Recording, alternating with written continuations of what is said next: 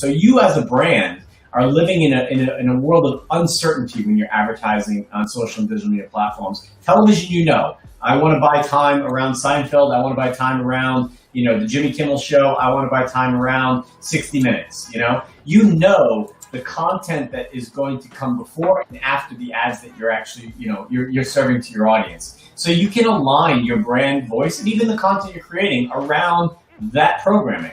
When you're coming from a digital social perspective, it's all based on algorithms, and you don't know from a consumer, from a brand's perspective, if that consumer that's now engaged with your content, in their news feed or in their feed from somebody that they accepted a friend from years ago, just said something that was inappropriate or not sensitive to the current situation that we're under, or political, or misinformation.